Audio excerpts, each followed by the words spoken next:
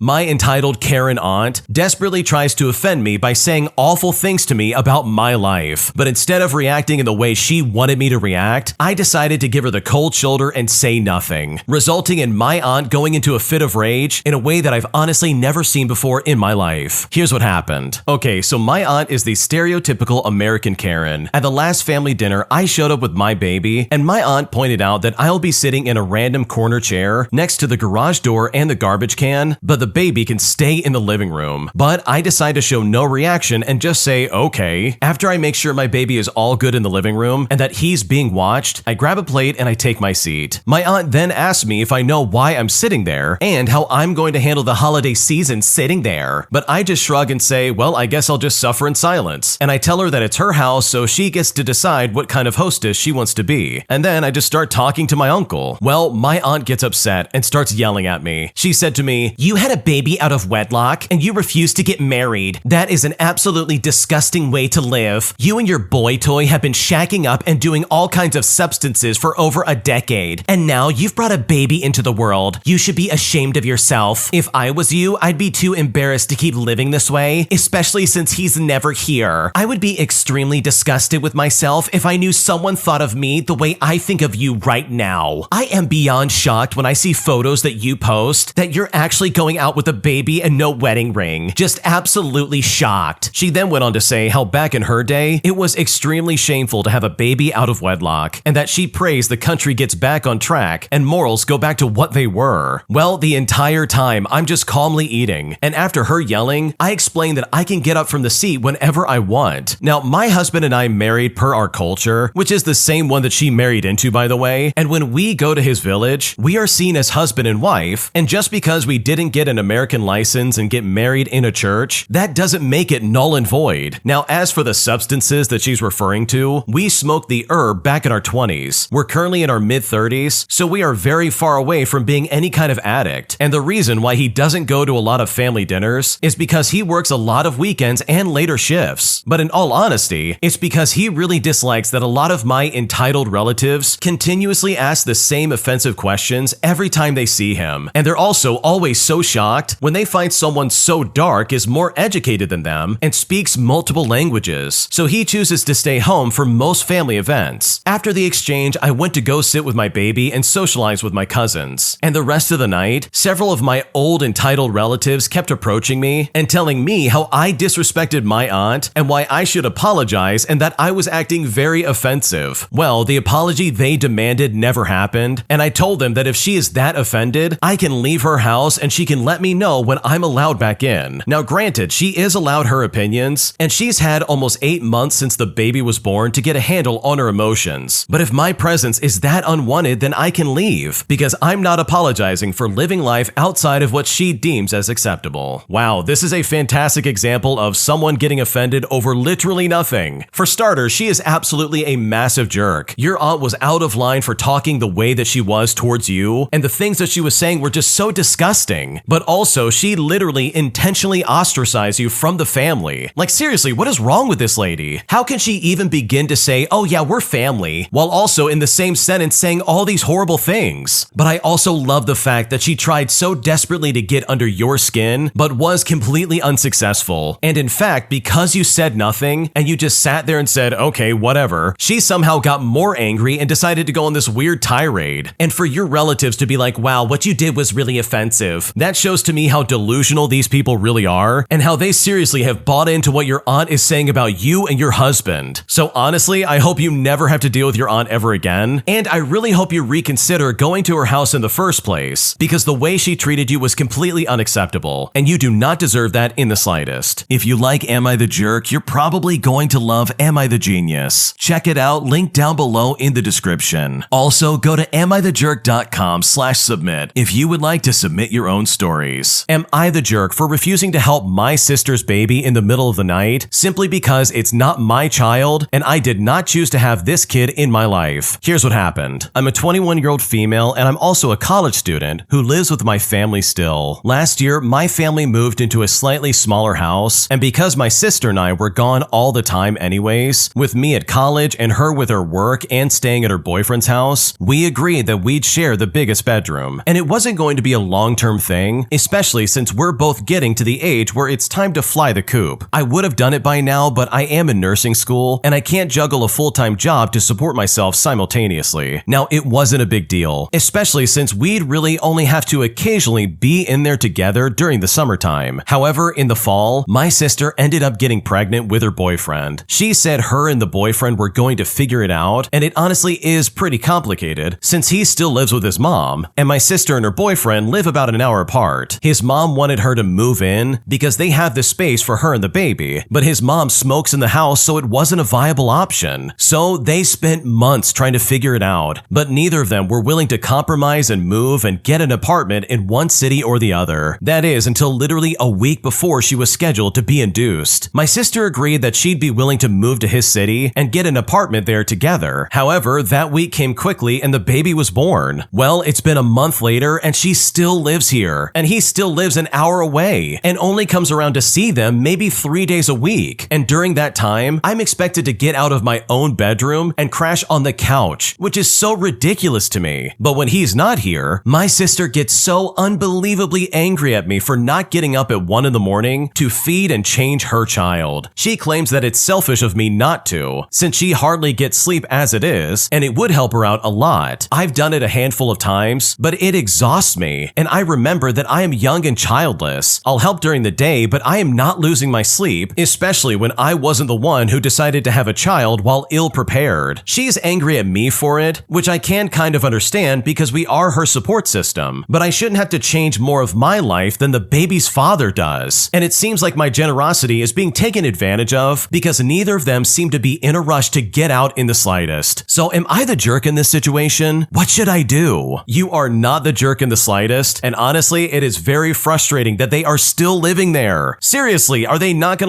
move on and find an apartment or what? You are literally allowing her to stay in your bedroom, and this is all with a baby that, guess what, is not yours. And you said it yourself, you're in the middle of nursing school. You can't just drop what you're doing at 1 in the morning and take care of her baby. How is that fair for you in the slightest? The better solution here is for her to move out and move in with her boyfriend. Then they can both work together for taking care of this kid. Because again, it's not your kid. And the fact that no one else in your family is being like, hey, I'll help out. Let me step up and help out the baby. The fact that none of that is happening is really disturbing, especially since it sounds like your parents are living there. So it makes me question, wait a second, where are these people? Why are they not coming into the bedroom or taking the baby off your sister's hands just to try and help out in some kind of way? Because I think you might be right. I think your generosity is being taken advantage of, and that is truly depressing to see. Because if you wanted to, you really could sharpen up this timeline and be like, okay, it's time for you to hit the road and get another place to live. And the fact that you're in nursing school and still trying to help out as much as you can, in my opinion, shows how selfish your sister is truly being right now. And I get it, she has a baby, so she's very busy. But where is the boyfriend trying to find an apartment or something? I understand that the sister can't do it, but he absolutely can do it. And it must be nice for him to not have to be around the kid except for 3 days a week? Meanwhile, you're stuck there in his place trying to figure things out. So no, you are not the jerk for putting up some kind of boundary with your sister, because the way she's acting, in my opinion, is completely unacceptable. An entitled old jerk demands that he should be the one to free a woman trapped in a bathroom. But instead of actually helping to get the door open, this guy stalls for nearly 40 minutes, preventing anybody else from helping out and getting this broken door opened. And I've honestly never seen anything more cringeworthy and embarrassing in my life. Here's what happened. Okay, this happened a few years ago at a housewarming party, and to this day, it is still one of the most entitled things I've ever witnessed in my life. A friend's mom had just purchased a home and hosted a small gathering to celebrate. Among the guests were the host's younger sister, who was maybe in their 40s, and the host's male coworker, who was maybe in his 60s. The older coworker showed up early, and he was already noticeably drunk by the time other people started arriving. When the sister arrived, this guy was smitten with her, and he immediately started dropping cheesy pickup lines. She was clearly uninterested and uncomfortable, but did her best to be polite and not embarrass or offend him. He was oblivious to the social cues while continuing his creepy act. After about half an hour of tolerating him, she excused herself to use the restroom, and this is where things got really interesting. A few minutes passed and we heard someone knocking and shouting. The bathroom door lock was jammed, and the sister could not get out, which was just the hero opportunity that this entitled weirdo was waiting for. He made a beeline for the door and started forcefully twisting away at the knob, but it wasn't budging. In spite of his ineffective attempts, he wasn't letting anyone else get near the the door and try and open it. He just stood there with his hands on the knob while insisting that he would rescue her, and also implying that she would owe him once he did. This went on for over 40 minutes, and he even wanted someone to bring him a chair so he could sit down while fighting with the lock, which thankfully nobody did. Now, as luck would have it, his earlier indulgence caught up with him and he had to go to the bathroom. The other bathroom was upstairs, and he reluctantly stepped away to relieve himself, but not before reassuring the trapped sister that he'd be right back to rescue her, and also insisting that no one else attempt to open the door, as we don't know what we're doing and we would just make things worse. Once this guy was out of the way, my friend and I had the door open in under a minute. It turns out the hinges were a bit loose, allowing the door to sag enough to bind the latch. So by lifting the knob while turning, it opened right up. Well, this guy returned just in time to see the free sister hugging and thanking my friend and I for getting the door open. And when he saw this, he was so pissed off. He said to us, "I told you not to do anything until I got back," as if he was somehow making any progress. My friend's mom, being the good-humored saint that she is, offered to get herself trapped so that he could rescue her. Well, the laughter at his expense was way too much for his fragile ego, so he left very abruptly, and the rest of us had a great time rehashing the entire fiasco. Wow, that guy's a massive weirdo. Like seriously, why was he acting so incredibly entitled towards getting this lady out of the bathroom? It's bad enough that he didn't notice that she definitely did not like him, but also the fact that he kept her in there for literally 40 minutes, all while trying to like pull on the door and be like, "It's okay, I'll save you." Like that really is some crazy behavior, and honestly, I hope you never have to deal with this guy ever again. Am I the jerk for not sharing my location with my girlfriend through my phone, all because I feel like it's only going to cause us problems? Because right now she is very upset with me for saying no, and at this point I seriously don't know what to do. Here's what happened. So my girlfriend and I are 26 years old, and we've been together for about 4 months now, but we've been talking for over a year and a half, and we did that because we wanted to take things slow. Well, we are 4 months into officially being a couple, and it's honestly been great. There's proper communication, we don't argue, and we only have positive discussions to eliminate possible or present problems, and we are also very honest with one another. Yesterday, she told me that she wanted me to enable Find My iPhone and add her as a friend so she could see my location 24/7. Now, I've never had this application enabled or turned it on and even shared it with anybody, and I don't have Snapchat with SnapMap to track location, so the idea of someone having access to my location wasn't something I had even considered or ever experienced before. I told her that I don't know if sharing my 24/7 location with her is something that I'd want to do. She asked me why and if I had something to hide, but I told her of course not, but I just never considered it, and I think that it can somewhat cause paranoia in a sense, because it can lead to cyclically and obsessively checking your partner's location if they, for example, don't reply for an hour. She then got angry with me and told me that exactly for that reason, we should have location shared so that she or I won't worry if the other person is not replying. But I said to her, what if I don't reply for an hour and you check my location, but I'm just at home possibly cleaning or sleeping, just as an example? Would that not cause unnecessary paranoia because you assume that I should be able to reply because I'm at home, but you don't know that I'm sleeping or doing something else? Now, it may have been a bad example, but my point honestly still stands. I also said that I always tell her where I'm going or what I'm doing before I go to said place or do said thing. So that honestly should be enough. She said that I was being crazy and that if I really was honest with her, I would share my location. I told her that the fact that she wants my location out of fear for me not being honest is a bad sign, and that it's offensive that she assumes I would lie to her and not tell her where I am. But she said that I was being offensive towards her for not sharing it with her. I told her I'm not going to share my location because I know that it can lead to a lot of misunderstandings and misconceptions in the future, and that I wasn't going to let her coerce me into sharing it with her, and that if she didn't believe me and needed it to trust me, then maybe we should have a talk to reevaluate our trust. So am I the jerk in this situation? What should I do? No, in my opinion, I don't think you're the jerk at all, because it really seems like your girlfriend is going way beyond what's like even appropriate in my opinion. Like seriously, she wants to know your location 24/7, like at all times exactly where you're at. Like that can work for some people, but the way she's wording it and saying it, in my opinion, just seems really, really weird. Almost as if she just innately doesn't trust you. And the fact that she's like, oh, what do you have to hide? Like that kind of accusatory tone, in my opinion, is not a good sign, and that is like an immediate red flag that I noticed when I was reading through this story. So no, I don't think you're the jerk for setting up some kind of boundary, because clearly this is something that you are definitely not comfortable with. Would I be the jerk if I refused to buy a tacky painting that my my sister-in-law made of my family without my permission or request, because right now she is very offended that I've turned her down, and at this point, I seriously don't know what to do. Here's what happened. I'm a 52-year-old female, and this situation concerns my husband's brother, who we will call Drew, and his wife of 5 years, who we will call Suzanne. Drew supports Suzanne on his income, while she focuses on her dream of being an artist. She makes paintings of people and animals, and has a website where she advertises her work for sale. Now, privately, I don't think her art is very good. It's absolutely better than what I could do, but it doesn't look professional, if you know what I mean. My husband feels the same, so we have not opted to purchase any of her art, despite her dropping hints here and there about it. The art on her site is priced in the range of $3,000 to $5,000. I realize that labor and cost of materials must be taken into account, but given the quality, those prices seem outrageous to me. I suspect she's not making regular sales because she's started making portraits of friends, family, or pets as a surprise, and usually said family and friends end up feeling obligated to buy the painting as a courtesy. And unfortunately, my husband and I were the latest victims of this sales tactic. My son recently proposed to his girlfriend, and we took the two of them, his girlfriend's parents, and our daughter out to a fancy dinner to celebrate. Both of my kids posted pictures from dinner on social media, and without telling anybody, Suzanne decided to make a painting of one of these pictures of everyone smiling for the camera. She then revealed the big surprise at a party that she and Drew hosted 2 weeks ago. The painting is a whopping 40 by 58, and I honestly think it's awful and really tacky. I told Suzanne that it was sweet of her to commemorate such a special moment in our family, but I carefully avoided saying anything about liking it. But as I feared, she kept dropping hints throughout the party about how we can buy it as a wedding gift, and she would be happy to give us a big discount off what she would charge someone else. Because seriously, who else would buy it? Well, I politely dodged these hints, and she was clearly disappointed. Over the weekend, Drew reached out to my husband to say that Suzanne feels hurt that we never made an offer. He said it's become obvious as the years go by that we've never purchased one of her pieces, even though we have the means to do so, and it would mean a lot to them if we buy the painting. Her original asking price was $2,500, and Drew said he'll reduce it further to $1,900. But here's the thing, it is not about the money, it's the principle of the thing. I feel like I'm being strong-armed into paying for something I never asked for, don't like, and don't have any space for in my house. I asked, and my son and his fiance don't want it. My husband thinks that we should just buy it to keep the peace in the family and avoid some kind of potential rift with Suzanne and Drew. He also says that the way I talk makes me sound like a snob, even though I would never share these opinions with anyone I know but him. So would I be the jerk if I stood my ground and refused to buy this painting? What should I do? Okay, I've got to be completely honest here. Suzanne and Drew sound like absolute nightmare individuals. Seriously, what are they thinking here? They're just gonna make paintings for people and then try to guilt trip them into buying it for thousands of dollars? You did not ask for this tacky gift, and you are definitely not under any obligation to buy it from these people. Like, what is wrong with these people? This is so uncalled for. The fact that she would make this and be like, oh, isn't this so nice? You should totally buy it. And then when you don't fork over the money, she's like, wow, I can't believe they bought it. I'm so offended. But it's like, lady, nobody wanted this. You made this and then just expected people to buy it. That is so stupid and weird. Like, honestly, I can't believe someone would do that to you guys. She must have a really bad business if her only way of making sales is basically by trying to like force her art on people. This whole situation, in my opinion, is absurd. So obviously, no, you are not the jerk. And if anything, Drew and Suzanne are completely out of line for the way they're literally trying to force you to buy this stupid art. Would I be the jerk for not paying back my ex's mom after she bought me first-class tickets to Hawaii for a trip that I was no longer going on? Here's what happened. I'm a 34-year-old male, and my ex broke up with me 3 weeks ago. Prior to this, her mom had bought me and a bunch of other people first-class Delta tickets via some Costco travel package to Hawaii so that she could show her appreciation for us helping her move into their house. Now, I was unavailable when they called me to ask me if they should because I was working. Well, they later told me, and I was grateful for the gift. I've never flown first class, so I agreed to go. I was looking forward to this trip with my girlfriend, her mom, and their 2 family friends. Then my ex broke up with me on July 1st. I was so hurt, and she did it by text message too. We had been together for 10 months. 2 weeks into the breakup, her mom texted me and my ex in the group chat. She said that due to the situation, I had been removed from our Hawaii trip in December, and unfortunately, due to laws and contracts, she was unable to get refunded the over $2,000 that she paid. She then said that I have that amount in credit credit through Delta and that she would like a refund as soon as possible. She said that once she received the funds, I will be provided the confirmation number to secure my flight of choice, while also saying that I had a year to use it up. It was crazy timing because I was planning on reaching out to my ex that day, and I ended up reaching out to my ex 2 days later, and I ignored the text from her mom. Well, today we had a conversation at Starbucks. I apologized for things that I felt I did wrong, and things were going seemingly well until we were leaving. My ex thinks that I should make it right and reimburse my mom the $2,000 for the tickets, but I feel it was a gift that I had no control over and not something that I would have normally bought for myself. She says that because they put the ticket in my name, that credit belongs to me, and that I should make it right and just pay for it. So would I be the jerk for not paying for this airplane ticket? What should I do? No, you would not be the jerk by not paying these people back, because they're not trying to do you a favor by getting you this confirmation number and all these credits. They're literally just trying to get their money back. They're trying to get a refund because airlines suck and they don't give refunds. So if my ex broke up with me regardless of whatever trip was going on, there's no way on earth I would ever pay that back, because that, in my opinion, is incredibly toxic and you do not need that kind of energy in your life in the slightest. When you subscribe, make sure to hit the bell to turn on notifications. To finish listening to all the stories, check out the playlist at the top of the description. And if you want some chill music to put on in the background, check out easymode.com. If you like Am I the Jerk, subscribe to Am I the Genius. Everything will be linked down below in the description.